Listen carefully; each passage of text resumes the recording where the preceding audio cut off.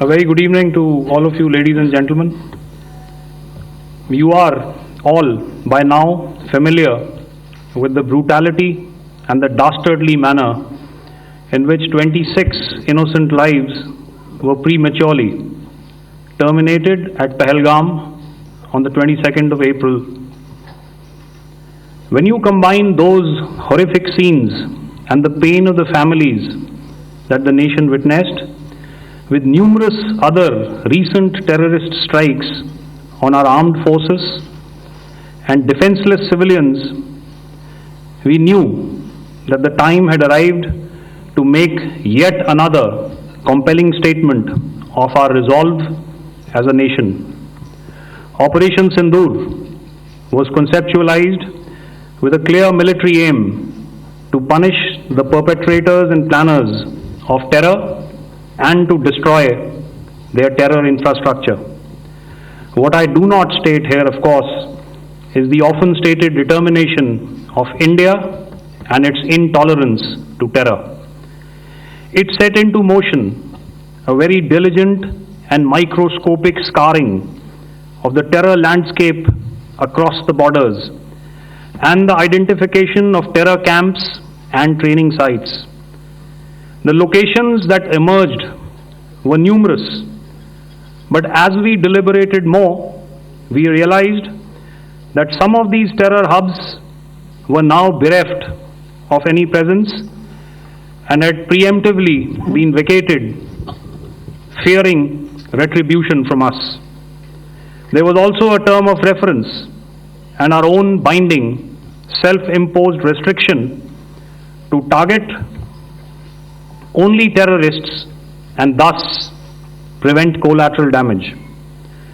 There were 9 camps that you are now all familiar with, which were confirmed by our various intelligence agencies to be inhabited.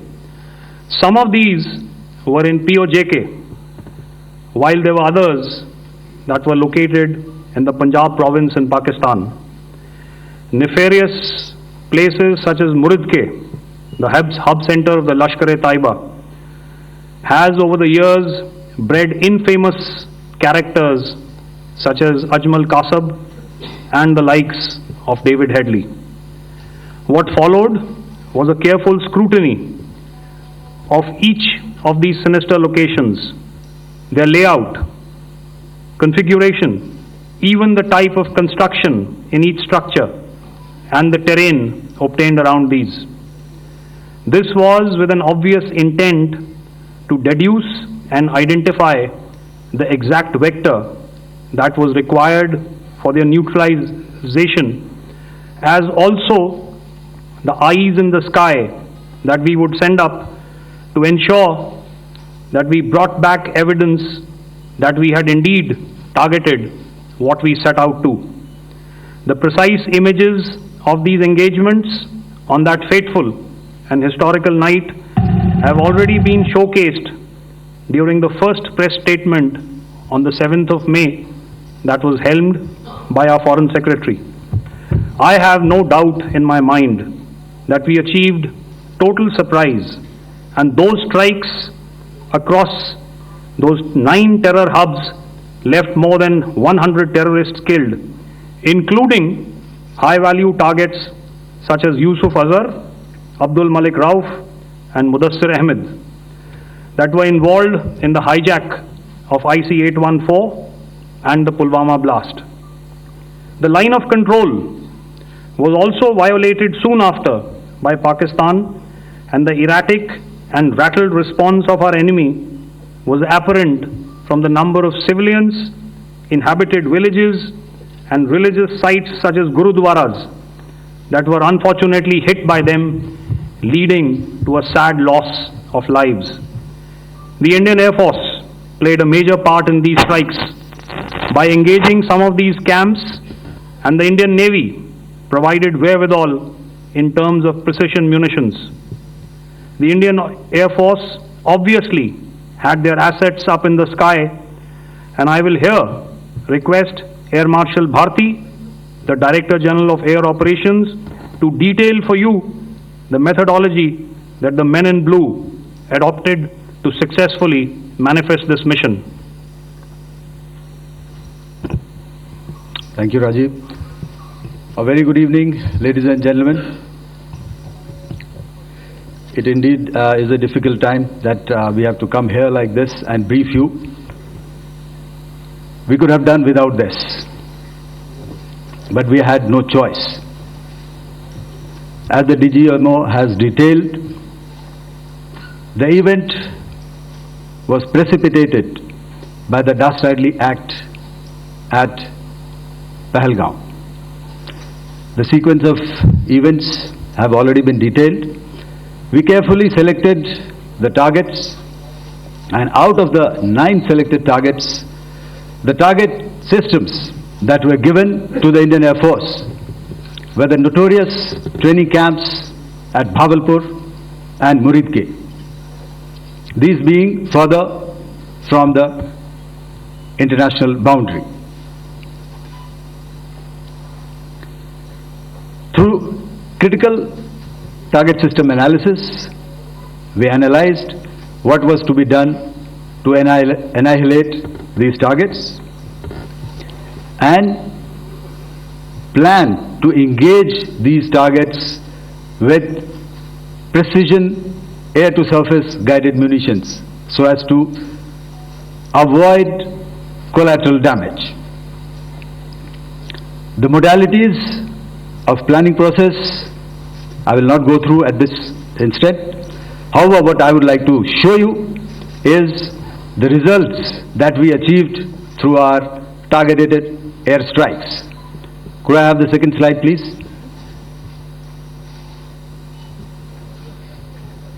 Yeah, change, please.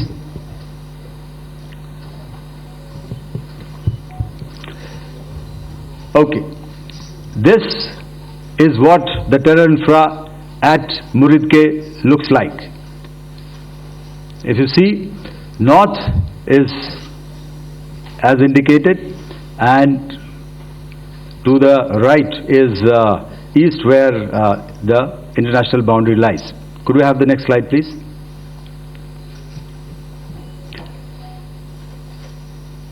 Orientating. Just go back to one slide. Okay. Please have a look at this red building, the series of buildings out here, and this empty ground. Next. If you relate, the empty ground is here, and you see this is the first weapon that is impacting. This is the impact point number 1 on Muridke training camp with our precision guided weapons on early morning 7th. Next, please. Keep your eyes glued for the second weapon coming in and the second impact on the selected target point. Next slide, please.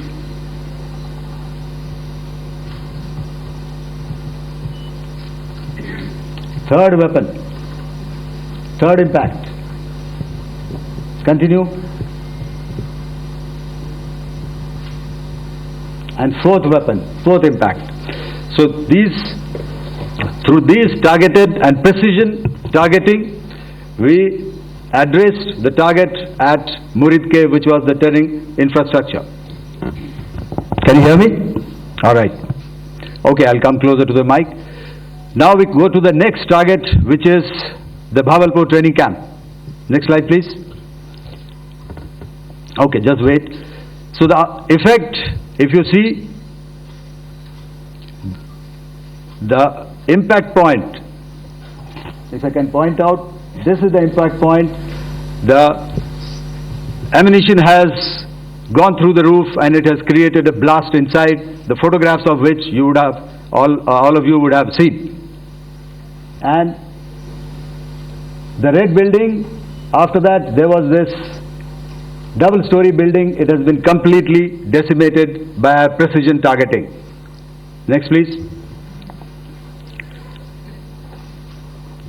The target system, which was in the north, a series of buildings I will show you how it looked. Next.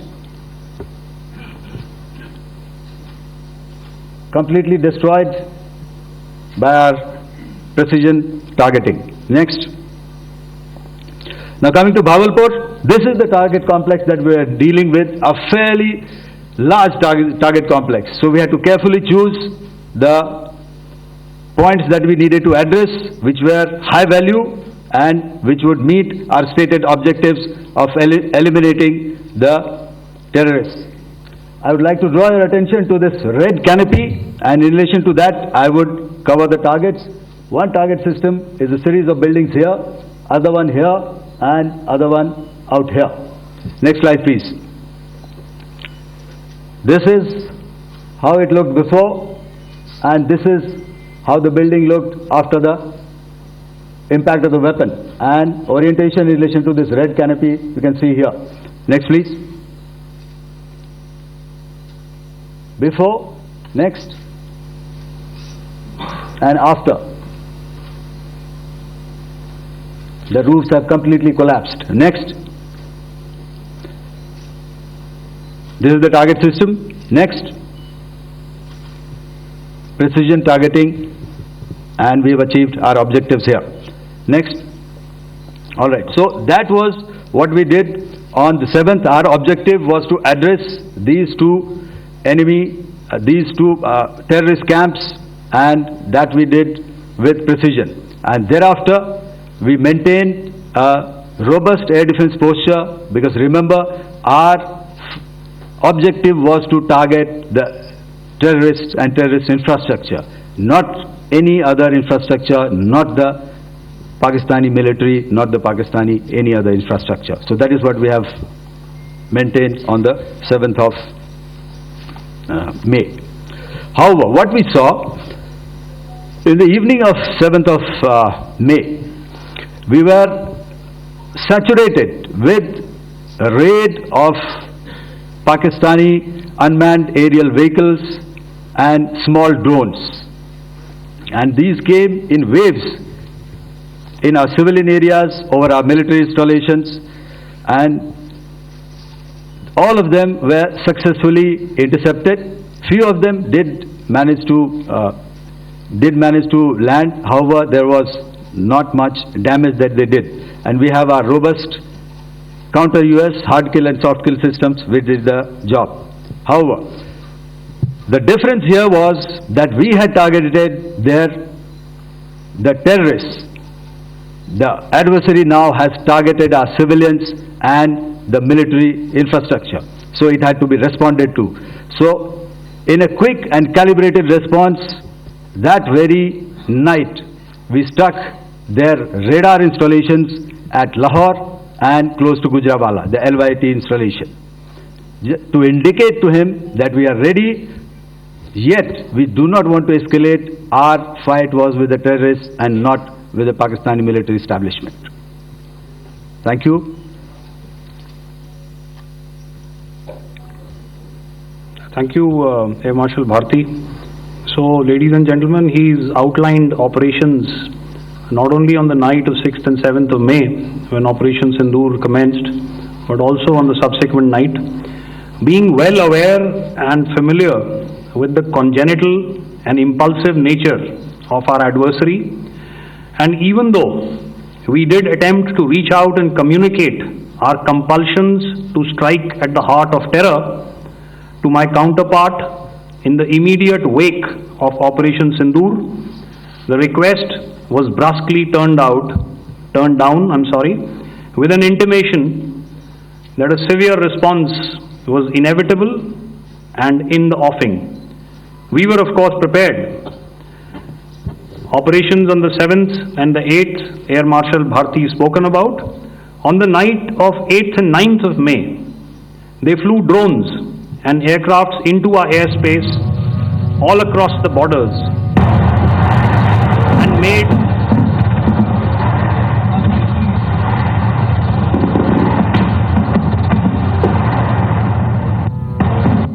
and made largely unsuccessful attempts to target numerous military infrastructure. Violations on the line of control by Pakistan also commenced yet again and precipitated into fierce arty engagements. The air operations on the night of 8th and 9th of May, I'll yet again request the DG Air Operations to cover.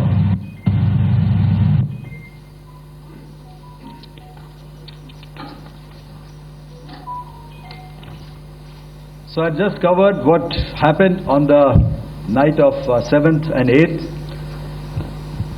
What we found that on the night of 8th and 9th, starting as early as 22:30 hours, our cities had a mass raid of drones, unmanned aerial vehicles, UCAVs, starting right from Srinagar, going down right up to Nalia. It was a mass raid in waves and it was relentless. However, we were prepared and our air defense preparedness ensured that there is no damage on ground or to any of the intended targets that the enemy might have planned for. The difference between 7th night and 8th night was that on 7th night he sent in his Yiha class of UAVs. However, these UAVs can go some distance, they are armed. However, on the 8th, less numbers of armed UCAVs were there or UAVs were there, and more numbers of quadcopters, maybe for surveillance or just for harassment of civilians. This continued till midnight. Our air defense preparedness ensured that there was no damage on the ground, either to the military installations or to the civilians. However, the enemy had yet again shown that he wanted to up the ante and he wanted a fight, and we were up to the task. In a measured and calibrated response, we once again targeted his military installations, which included his SAM sites at Malirkant. This also included his surveillance radar sites at Lahore and close to Gujranwala.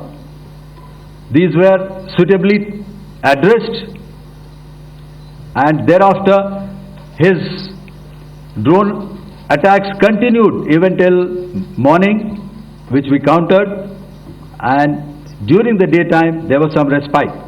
Here I would like to bring out another aspect. What we found was that while the drone attacks were being launched from somewhere close to Lahore, enemy had allowed his civilian aircraft to also continue to fly out of Lahore. Not only his own aircraft but international passenger aircraft, which is quite insensitive, and we had to exercise extreme caution even at the cost of some tactical disadvantage to ensure that there is no damage to any of the civilian aircraft. And this was also brought out in our press briefing during the day.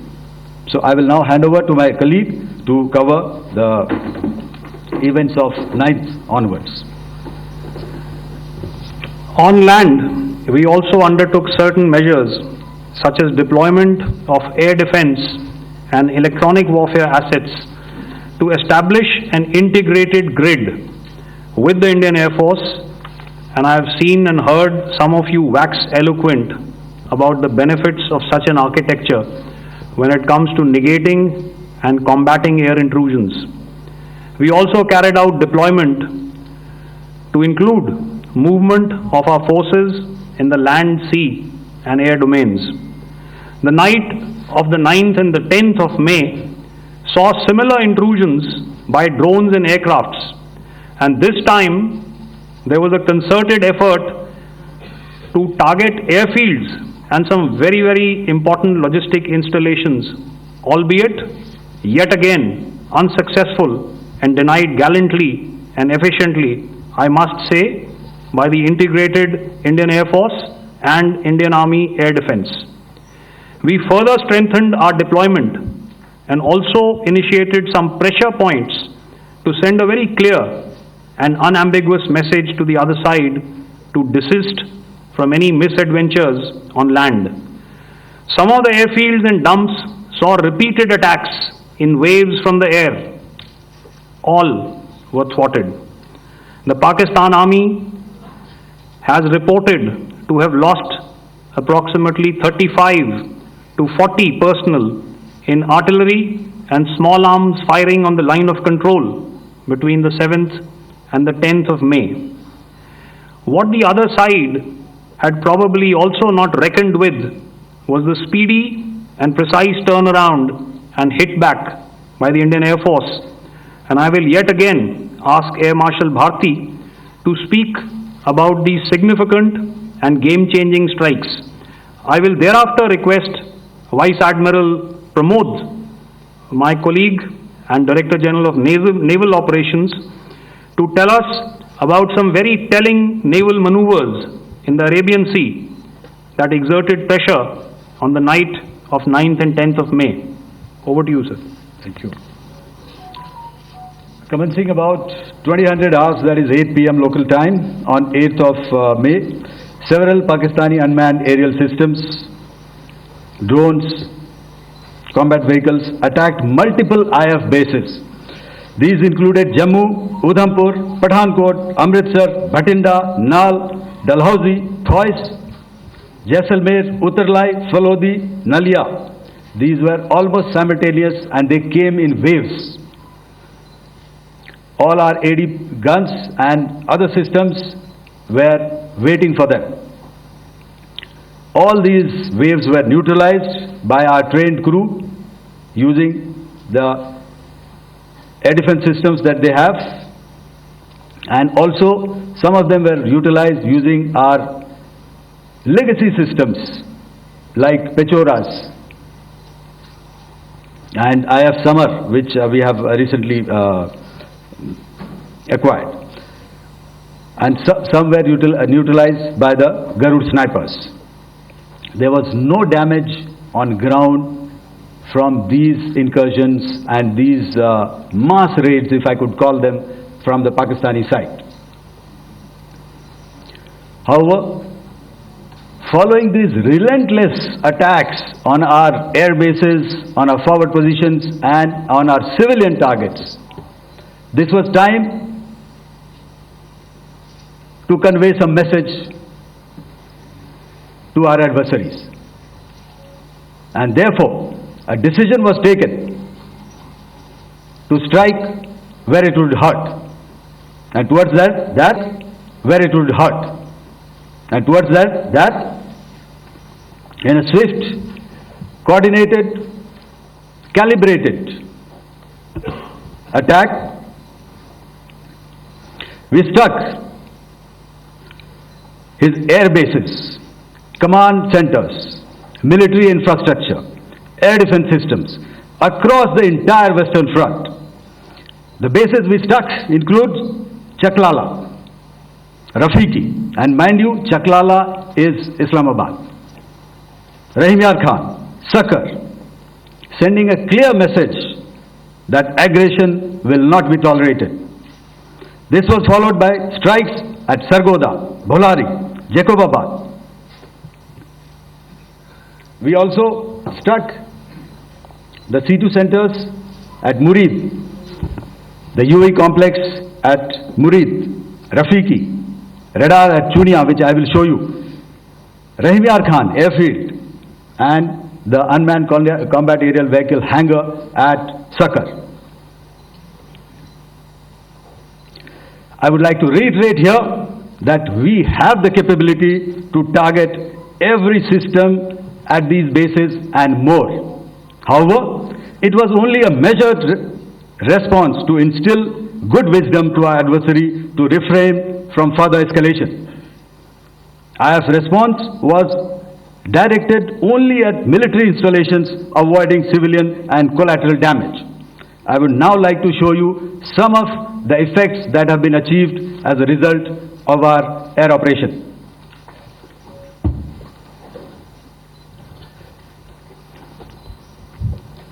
Here is the Pasroor air defense system, if you could see. Zoomed up view, this is the radar mounted on a high tower. And after the strike,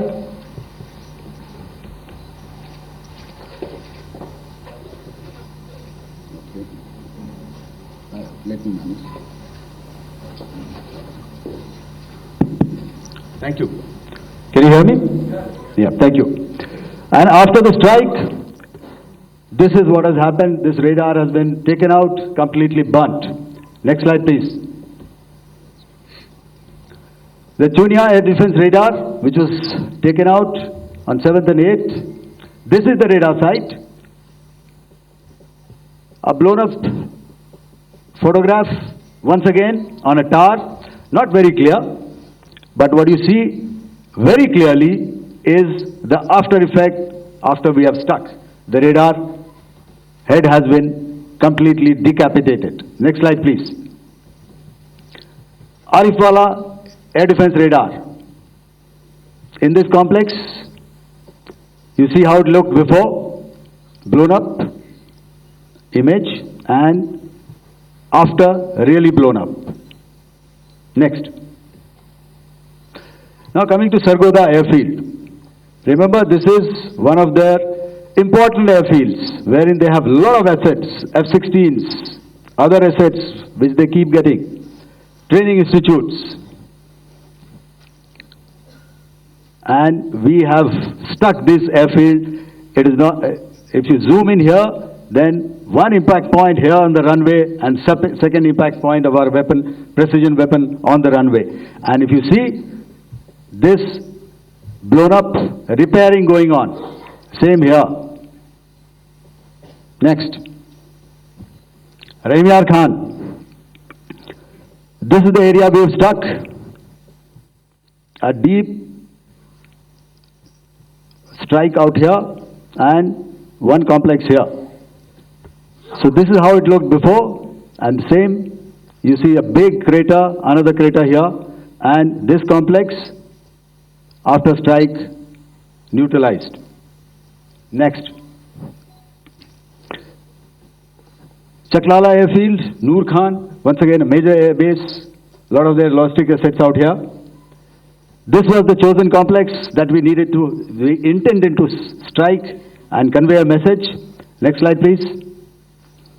This is how it looked before, and this is how it looked after our strike. Next. Sakar. We chose the radar site at Sakar. This is the radar site, and after it was struck, this is the aftermath, completely burnt out. Next, please. Aircraft shelter. This is how it looked before the strike, and this is how it looked after the strike. The roof of the buildings completely caved in and burnt. Next. Ballari airfield, aircraft hangar. This is how it looked before, and this is how it looked after the precision strike. Next. Jacobabad, aircraft hangar, and this is how it looked after. Next. So what I'm trying to convey here, ladies and gentlemen, is to start with, our fight was neither with the Pakistani military nor with anybody else who's there on the other side. Our fight was with the terrorists. We neutralized the terrorists that we selected to be neutralized, and thereafter we only maintained the air defense posture. However, we were relentlessly pounded by waves after waves, night after night, by his UCAVs, by his drones, and by his other unmanned aerial systems. And that left us with no choice but to retaliate, and yet our retaliation was calibrated, it was graduated, and it was proportionate. Thank you.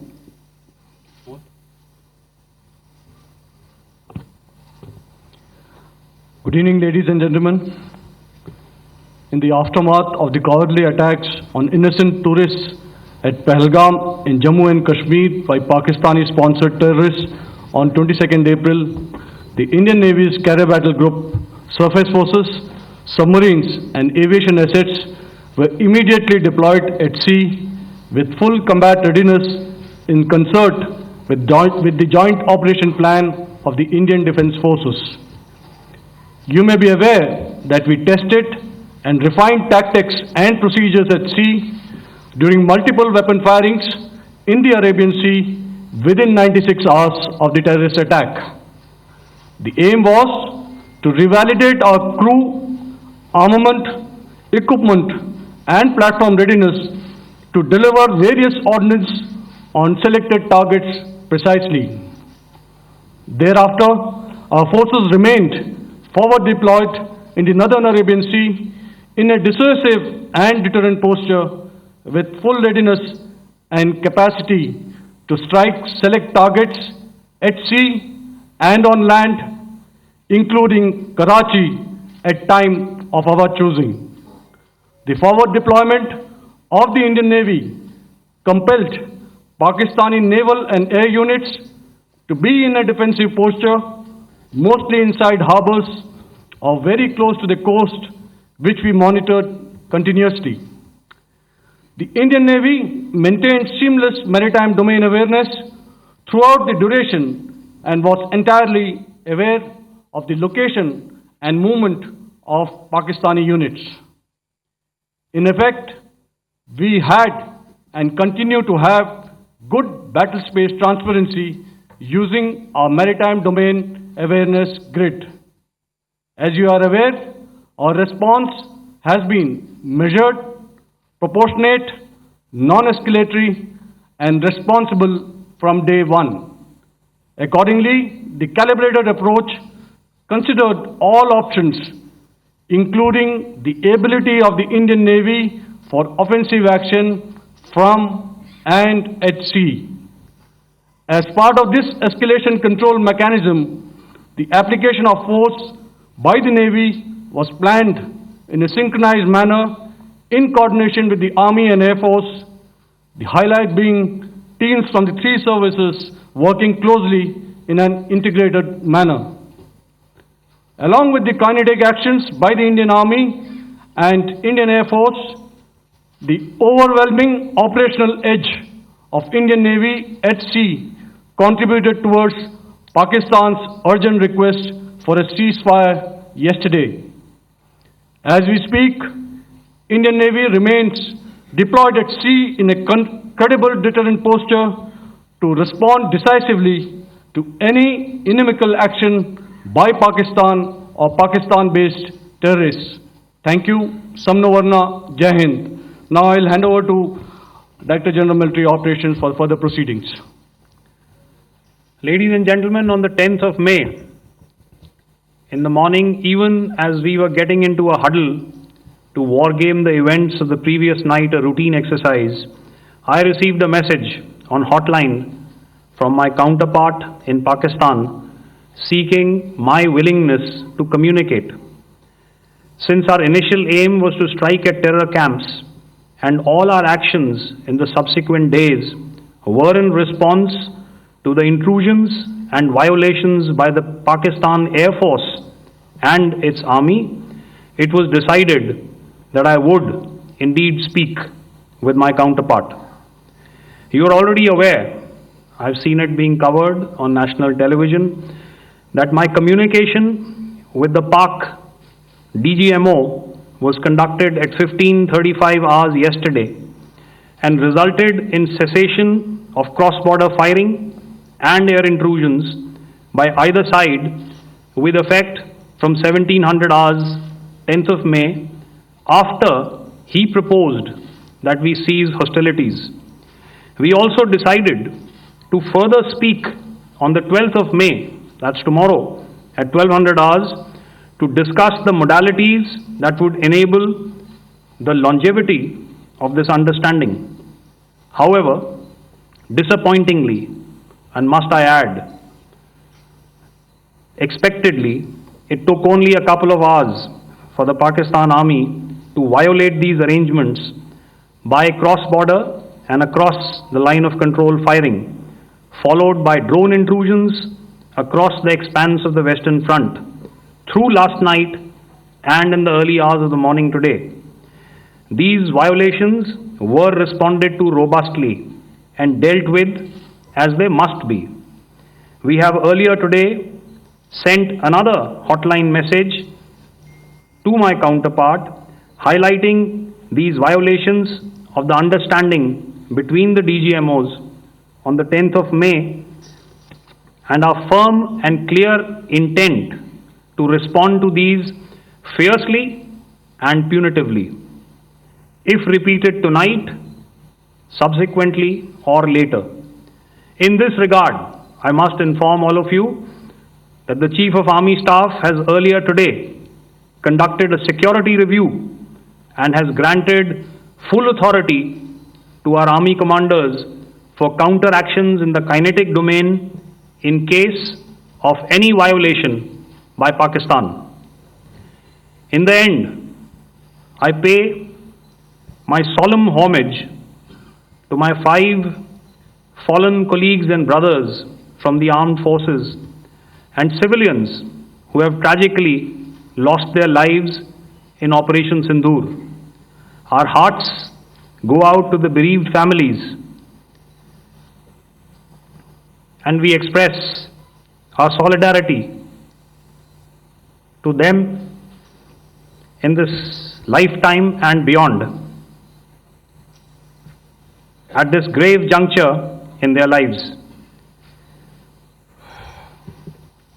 Their sacrifices shall always be remembered and spoken of in glowing terms by a grateful nation.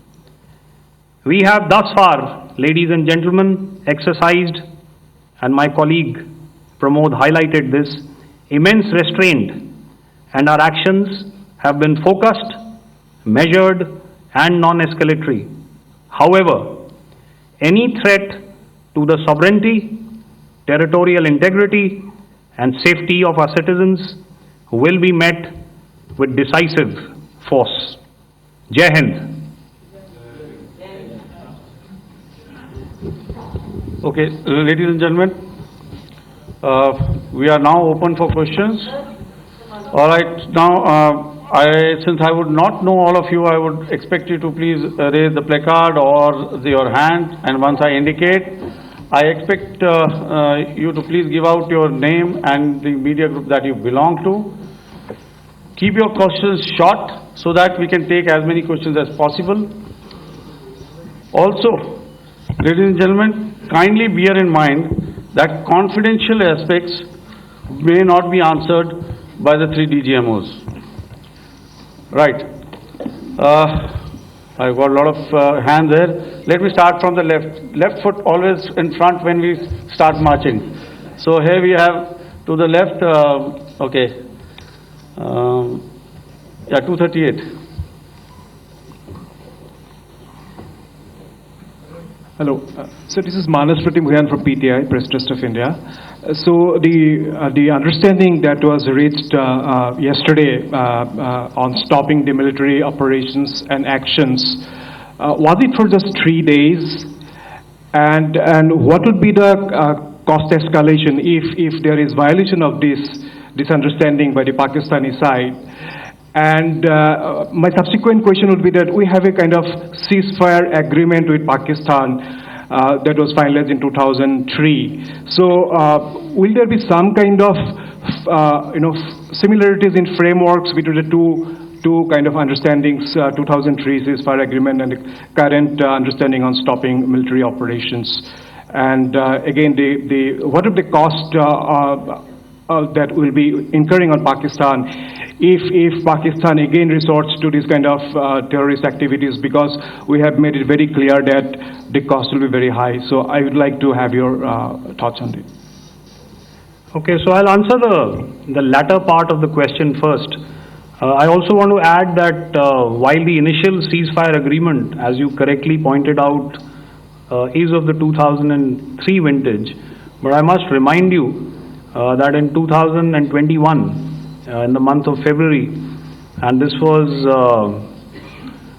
then when the crisis in eastern Ladakh was also on. The two DGMOs had spoken and arrived at a ceasefire understanding that lasted right up until this unfortunate attack at Pahalgam. Once our Foreign Secretary had announced the decisions of the CCS in the immediate wake of that attack, he had announced certain measures, and then of course Pakistan had in turn made its own announcements. Since then, there have been certain violations of this ceasefire understanding, and of course after the 7th of May, like I pointed out during my statement, that there have been numerous violations on the line of control especially, and of course along the international boundary by the Pakistan Army and the Pakistan Air Force. This understanding that we spoke about yesterday, no, it was not for 3 days. It was first to stop aggressive and hostile activities immediately, let that order and direction settle down for about 36 hours, and thereafter discuss modalities, like I said, to ensure its longevity. That is tomorrow on the 12th of May. But unfortunately, we had a violation starting at approximately 1900 hours last night, and we've sent a communique, like I said, to the Pakistan Military Operations Directorate, and we will await as to what happens tonight. All right. The cost escalation, I'll leave it to your best imagination. I've already said that the response will be fierce and punitive. Now, the right foot forward. Yeah. 160.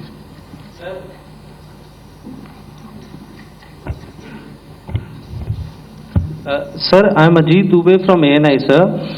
Sir, my question is that you talked about the loss of lives to the Pakistan Army, that was around 35 to 40 kills secured by the Indian Army. Sir, can you tell us what would be the total loss of life to the Pakistan Army in both Army and Air Force attacks, sir? And how good was the performance of the BrahMos, Scalp and the S-400 during the operations? And sir, since we have sir, just one No line, multiple sir. questions, please. Sir, All right. and since sir, we have achieved such a spectacular, we have made good achievements in this entire operation, can we say that we have emerged victorious, or we have a big upper hand over the Pakistanis in this entire conflict? Thank you very much, sir. So I'll answer the question about the loss of lives on the other side. Of course, there are various means to ascertain that number. There is information from various agencies that come in. There are, of course, on the line of control, other ways to find out as to what has been the effect of what you are doing there in ceasefire violations. So therefore, I mentioned 35 to 40 on the line of control, and please remember that once Operation Sindoor was launched, the responses of the Pakistan Army were also on Indian Army or the Indian Armed Forces infrastructure. Let me put it that way. So that's why I did not cover casualties of the Pakistan Army, at least in the initial phases of battle, because those were not our targets. Our targets were terror oriented, and of course later, once they launched air intrusions and air operations on our infrastructure, we've used heavier weapons, and of course there would have been casualties, but those are still being assessed. The effects of the weapons that you mentioned, I will request Air Marshal Bharti to apprise all of you about those. Good evening, Mr. Sujit. How are you? Ajit. Okay, we are meeting after some time. I never mentioned about any of the weapons that we used. Check. Okay. What I was saying, that I never mentioned of any of the weapons, the caliber, that we used. All right, so we leave it at that. Those are matters of operational details which I would not like to go into. But suffice to say that whatever methods and whatever means we have chosen, it had the desired effects on the enemy targets. How many casualties? How many injuries?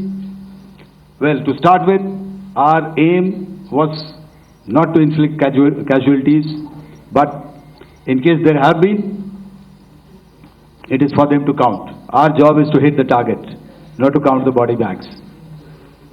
And the last part of your question, I wonder if you read out the tweet on ADGPI at midnight once we'd done what we had to in Operation Sindoor.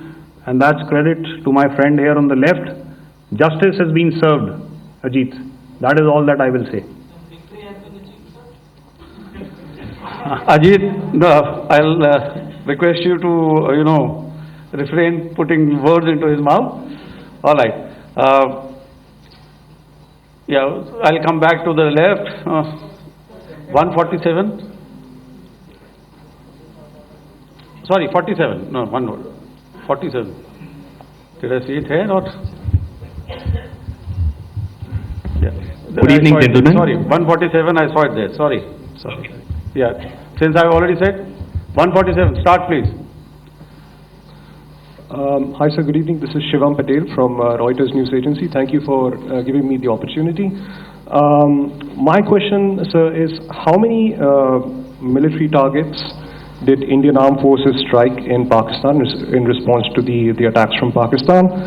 How were these targets selected? And how many troop casualties have been there in total on both sides, if you can give details? Thank you. I'm sorry, where are you? I haven't spotted his name. He's to the right. Okay. Can you just repeat that for me, please? Sure, sir. So my name is Shivam Patel. I'm from Reuters News Agency. My question is, how many military targets in total did the Indian Armed Forces strike in Pakistan in response to the attack from Pakistan?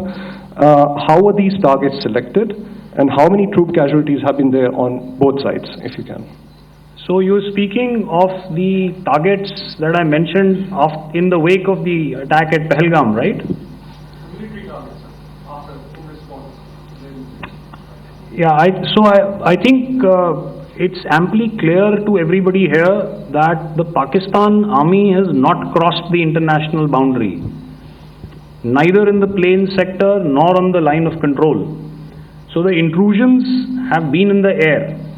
There have been certain attempts on the line of control when ceasefire violations have been on to try and infiltrate and carry out and perpetrate activities that we are all very well familiar with. Whether these are by terrorists or by the Pakistan army or its special forces and commandos is difficult to say, but each of these have been effectively thwarted. So therefore, as far as engagements of military targets on the other side is concerned, I thought Air Marshal Bharti covered those very well and in detail, and he also mentioned as to how they went about targeting those. I think those images were very clear and very, very graphic in telling us as to what we needed to hit. And you'll remember right at the outset I said that we even went into what was the construction in each of these locations and therefore decided on the vector that had to be utilized. Please. Okay, if I could add to what the DGMO has said. I have already detailed the targets. Now, whether it is X numbers or Y numbers that is immaterial. And what damage have we inflicted, you have seen. What are the casualties on the other side? As I said, that is for them to count. As far as we are concerned, from the air defense side, if they had a choice, they would have definitely come in. They are fighters, there are more numbers of UCAVs. It is not that they did not intend to come in. It is only that our robust AD posture prevented them from coming in. So that must be known, and that must be realized by all the audience here. Yeah, I'll come to the left now, 24.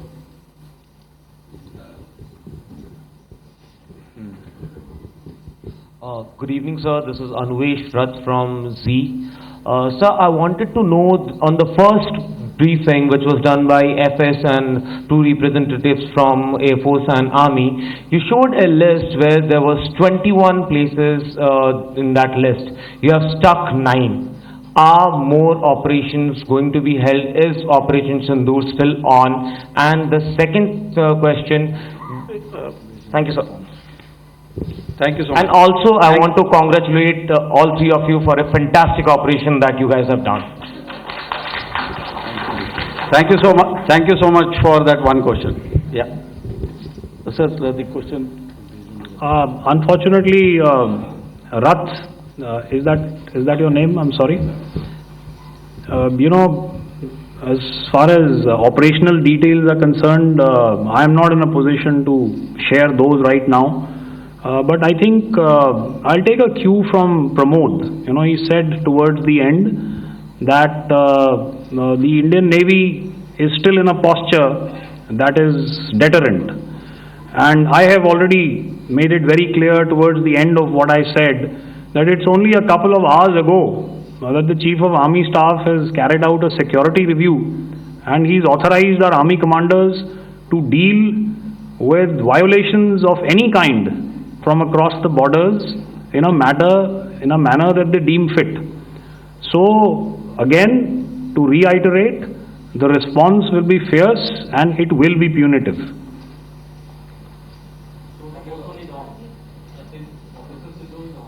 Yes. 163.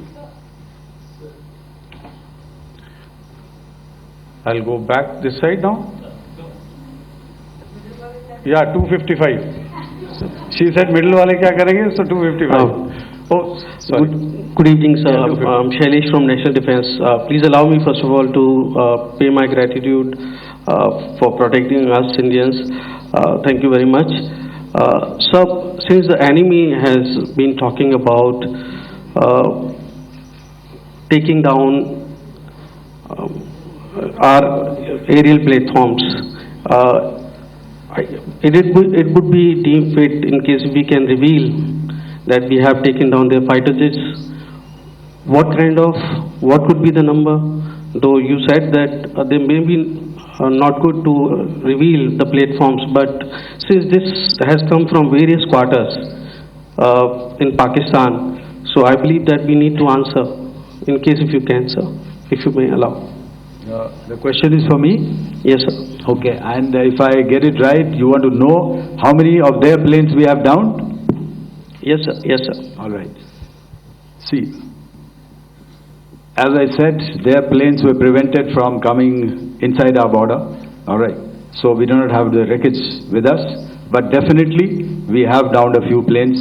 Numbers, we would not like to hazard a guess out here. Okay.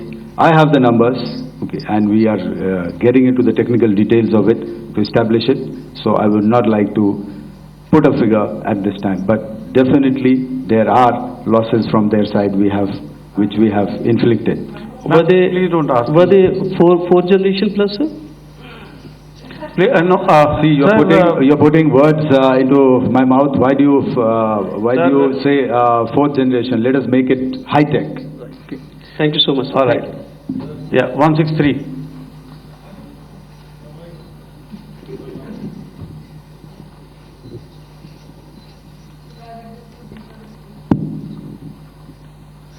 Sir, मैं मंजीत नेगी हूँ आज तक से। मेरा सवाल ये है कि इस पूरे ऑपरेशन में जो आतंकी ठिकानों को निशाना बनाया गया, क्या नंबर्स कुछ बता सकते हैं कितने आतंकी मारे गए? कुछ नाम सरकार मतलब कुछ नाम मीडिया में आए भी हैं जो बड़े उसके मास्टरमाइंड थे। और एक सवाल जो आज एयरफोर्स ने भी ट्वीट किया कि ऑपरेशन सिंदूर अभी जारी है और सरकार की तरफ से भी कहा गया। और पिछली बार जब विदेश मंत्रालय की प्रेस कॉन्फ्रेंस पहली हुई थी उसमें वो लिस्ट दिखाई गई थी कि 21 टेरर कैंप आइडेंटिफाई किए गए हैं। तो क्या जो बाकी बचे हुए टेरर कैंप उन पर भी कार्रवाई होगी? और एक नंबर अगर आप बता पाएं कितने टेररिस्ट मारे गए? Sir, before you answer, sir, before you.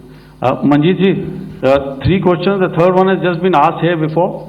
So 21 this thing. So I'll request the first to be answered so that we have more number of people who can ask. Manjeet, जब मैंने statement दिया तो मैंने शुरू में ही कहा कि जैसे ही ऑपरेशन सिंदूर कॉन्सेप्चुअलाइज हुआ तो हमारा जो पीछे की कार्रवाई होती है, स्पेड वर्क और टारगेट्स को आइडेंटिफाई और एनालाइज करने की कार्रवाई शुरू हो गई थी। मैंने जब स्टेटमेंट दिया तो मैंने बताया कि बहुत सारे थे, हमने 21 दिखाए होंगे और भी हैं, लेकिन वो लिस्ट फिल्टर करते करते 21 तक पहुंची।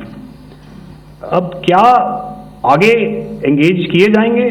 अगर ज़रूरत पड़ेगी तो ज़रूर एंगेज किए जाएंगे, लेकिन मैंने बताया कि इस समय जो इंट एजेंसीज ने हमें बताया कि फलाने कैंप में प्रेजेंस है, हमने उनको एंगेज किया।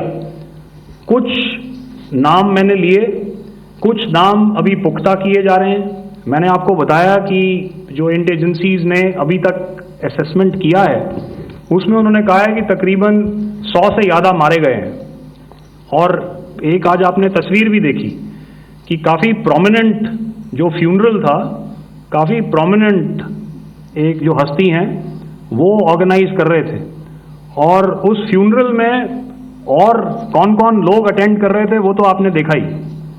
तो आप लोग सब समझदार हैं और मुझे ये कहने की ज़रूरत नहीं है कि इन लोगों को कहाँ से सपोर्ट मिल रहा है। अगर नहीं मिल रहा होता तो ऑपरेशन सिंदूर नहीं होता, तो उसी की वजह से है ये ऑपरेशन। तो मेरे ख्याल से मैंने आपके सारे सवालों का जवाब दे दिया। Ma'am, sir, next is from 17।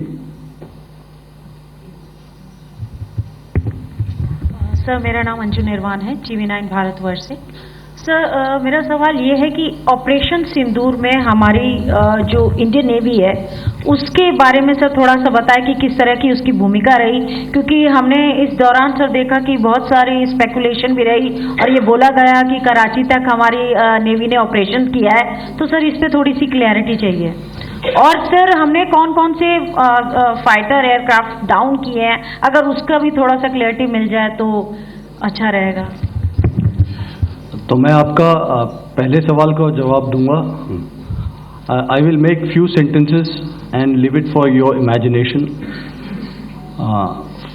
First of all, as I mentioned, we have quantitative and qualitative edge to deliver a massive blow to our adversary, and we completely dominate in the maritime front.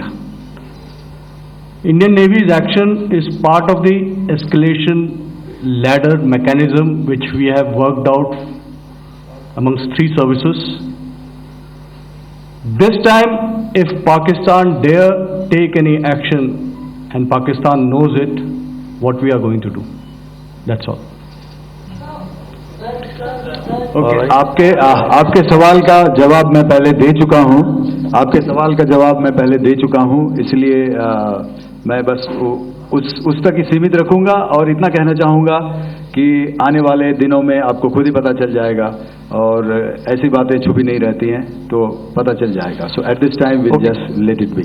Okay, ladies and gentlemen, we have 1 or 2 more questions, sir. So, please, they are going to be outside. You can speak to them there also. 104.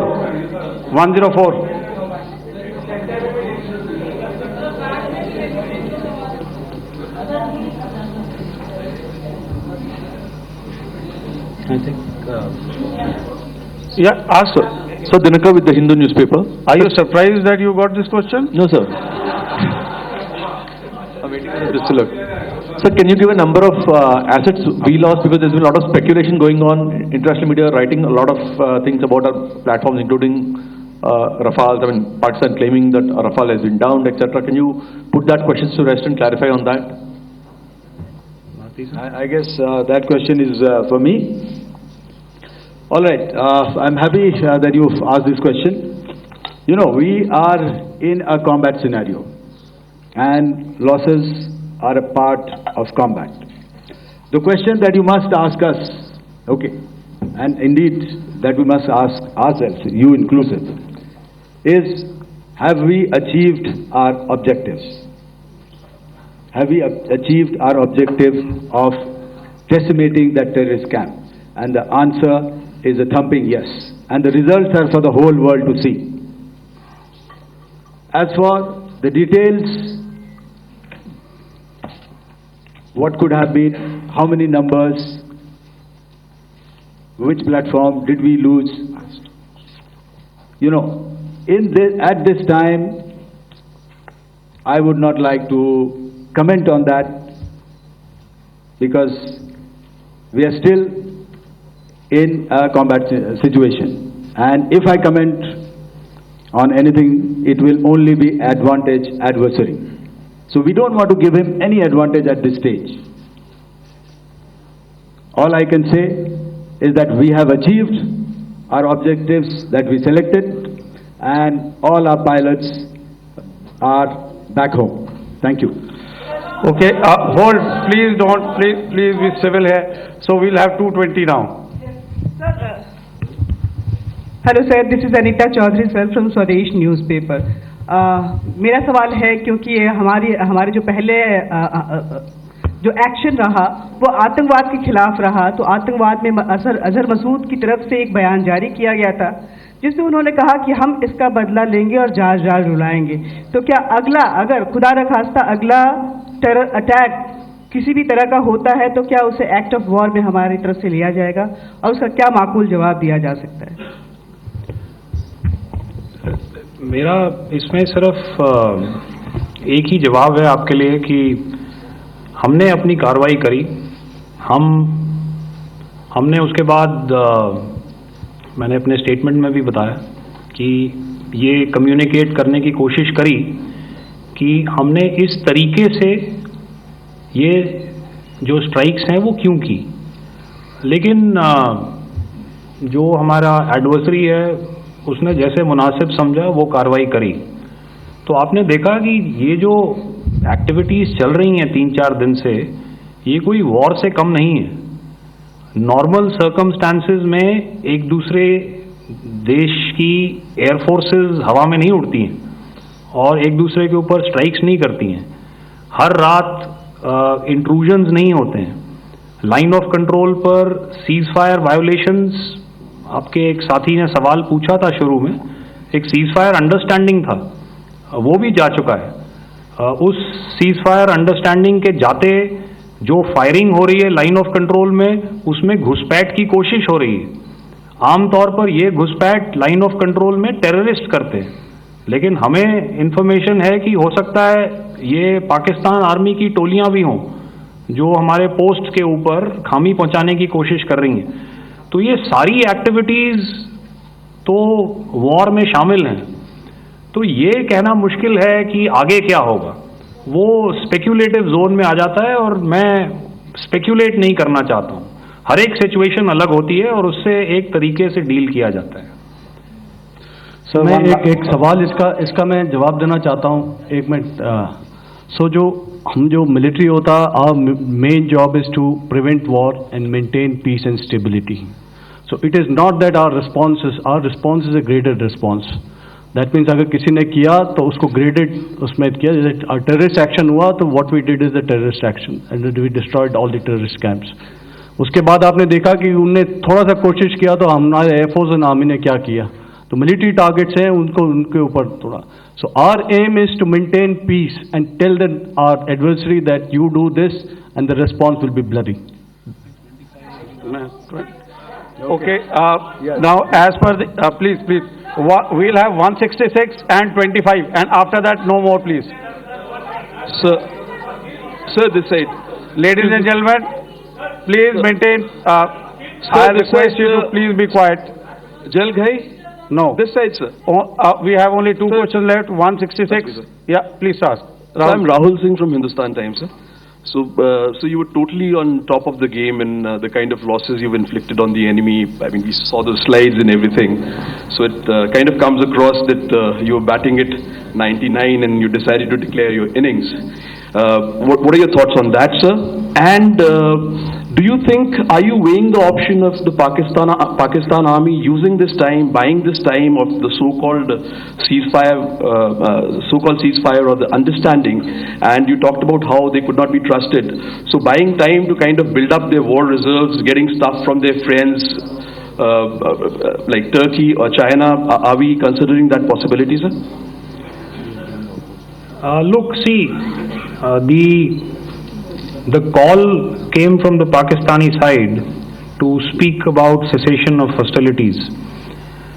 What pauses mean during such conflicts is known to everybody. You know, I don't want to go into the pros and cons of how preparation for war is made. You know, that is a process in itself. But I think my senior colleague here, the DG Air Operations, spoke, or he alluded at least, you know, to what this operation was precisely and specifically meant for. And I think that's something that we achieved, you know, right at the outset. Had we had the option not to go further, we probably wouldn't have. But we've been compelled to be in this situation. And as you've seen, the armed forces of India, and you know, you've got the three Director Generals sitting here, we are always prepared to face any eventuality. And like I said, that's for the sovereignty, the territorial integrity, and the safety of our citizens. So whatever has to be done will be done. You know, I'm not so concerned about what Pakistan will do in this time. I'm only concerned about what we will do.